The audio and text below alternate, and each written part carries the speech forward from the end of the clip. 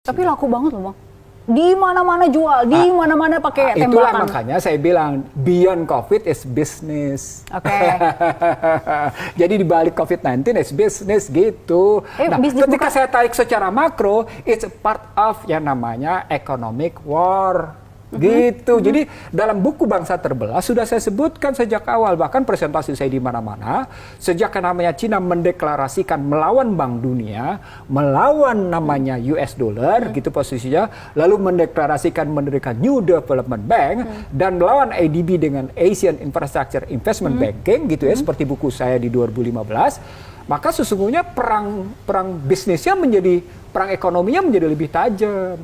Gitu. Oke, Bang. Kalau corona itu disebutkan by design, ya, berarti ini kan orang banyak yang punya pikiran bahwa corona, iya benar waktu itu soalnya ada orang makan kelelawar gitu kan di Wuhan, itu awal mulanya. Terus ada juga yang emang sengaja diadain itu virus diadain. Ada yang bikin kayak di film-film gitu kan. Banyak film Hollywood yang menyodorkan bahwa ini ada virus, kemudian sudah ada antidotnya gitu kayak gitu-gitu.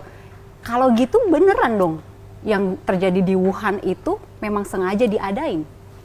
Menurut cerita saat itu ada yang namanya pihak intelijen Cina yang sedang menjual Amerika tentang hasil penelitian Wuhan Laboratorium. Pada saat penjualan itu, botol yang mau dijual itu ditembak. Pecah, dia menyebar. Dengan sengaja? Dengan sengaja. Jadi ditembak oleh pihak para sana, karena ketahuan ada yang menjual. Dan itu kemudian si penjualnya juga mati. Botolnya berantakan, disitulah menyebar virus. Itu analisis pertama begitu, ada yang menjual virus itu. Walaupun pembuktiannya ini harus dibuktikan dulu ya, omongan ini. Yang menarik lagi adalah tidak jelasnya para peserta yang dari Amerika. Kemana tuh? Apakah mereka tidak kena sama sekali? Padahal mereka ada di situ semua. Gitu. Emang belum kali Bang, belum nyebar.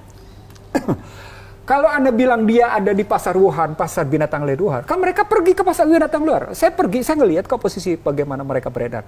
Dan banyak orang yang menikmati pergi ke pasar binatang liar di Wuhan, posisi. Kenapa mereka tidak kena? Kan itu pertanyaannya posisinya. Nah itu konspirasi pertama. Konspirasi kedua, analisis tentang Dr. Lee. Ya. Tentang Dr. Lee. Yang wafat akhirnya. Yang wafat akhirnya juga tidak jelas posisinya. Itu konspirasi kedua. Konspirasi ketiga muncul tentang bahwa ini sesungguhnya dikembangkan oleh Cina karena sadar bahwa Amerika juga memiliki yang namanya senjata ini posisinya.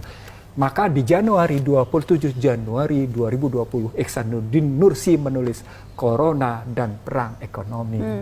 Saya ngelihat yang namanya virus ini cuma dua kata kuncinya, vaksin dan obat. Dan benar, begitu berikutnya berlomba, semua negara membiayai pengadaan vaksin. Duluan posisinya. Anda bisa lihat, itulah yang membuat saya malas gue nulis karena sudah terbukti tesis gue. Nggak percaya lihatnya tulisan gue. 27 Januari 2020, Corona dan Perang Ekonomi. Yang kedua, soal obat.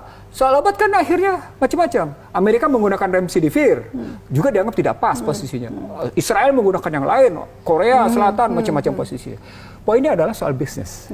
Tapi duluan juga siapa yang duluan. Tapi di balik itu adalah satu kata kunci. Seluruh peradaban kalah oleh COVID-19. Seluruh peradaban tunduk oleh COVID-19. Seluruh peradaban. Tidak peduli peradaban Islam, tidak peduli peradaban Cina, tidak peduli peradaban Barat, tidak peduli peradaban yang namanya Timur Tengah, tidak peduli peradaban yang namanya Amerika Latin. Seluruhnya tunduk pada yang namanya COVID-19. Siapapun yang kalau misalnya dikatakan ini by design, berarti dia menang besar ya? Menang besar. Dunia ilmu pengetahuan mestinya punya 3K. Ada konsistensi, ada koherensi, ada korespondensi atas COVID. Saya punya pertanyaan sama Indi. Apakah pada kasus COVID-19 ada konsistensi isunya? Enggak. Nggak ada, nggak bisa dilihat. Kadang begini, kadang begini. Susah. Ada yang droplet, ada yang... Pertanyaan berikutnya, apakah pernah ada riset yang menyatakan bahwa sungguh-sungguh dia mati karena virus 19? Nggak ada. Semua komorbid ya? Nggak bisa.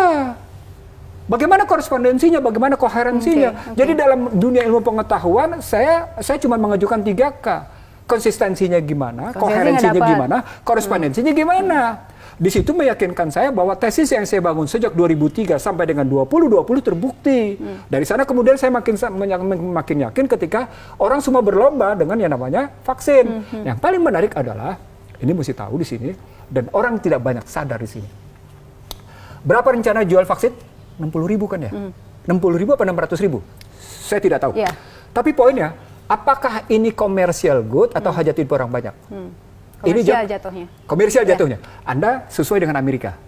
Bagi Xi Jinping tidak. Xi Jinping bilang, ini public goods. Harusnya, idealnya. Mantan Perdana Menteri New Zealand juga menyatakan hal yang sama. Ini public goods. Indikatornya begini, dibilang. Tidak ada negara yang tidak berkontribusi untuk pengadaan vaksin, untuk melakukan pengembangan vaksin. Semuanya mengeluarkan uang. Jepang, Korea, semuanya memberikan bantuan ke WHO. Bahkan Cina sendiri memberikan bantuan. Pertanyaannya, uang itu milik siapa? Milik rakyat kan? Kenapa kembali yang menjadi komersial milik perusahaan? Kan logikanya begitu, mestinya public goods dong. Idealnya. Iya, tapi kan goods. sekarang mengarahnya ke komersial. Nah, kan? itu artinya di belakang itu berarti kan COVID-19 jadi komersial kan? Iya. Jadi beyond COVID-19 issues is business. Dan bisnis itu dari mulai industri keuangan, industri IT sampai dengan posisi tadi. Soal obat, itu loh ngelihatnya. Industri IT-nya Anda akan tunduk pada ketentuan-ketentuan IT sehingga semua orang tunduk pada ketentuan IT yang mereka buat. Bayangkan belajar saja tunduk pada ketentuan IT posisinya. Anda juga tidak bisa tidak tunduk pada ketentuan IT posisinya. Satu. Yang lain adalah yang Anda perlu tahu, ujungnya adalah bisnis industri kesehatan. Di belakangnya adalah industri keuangan.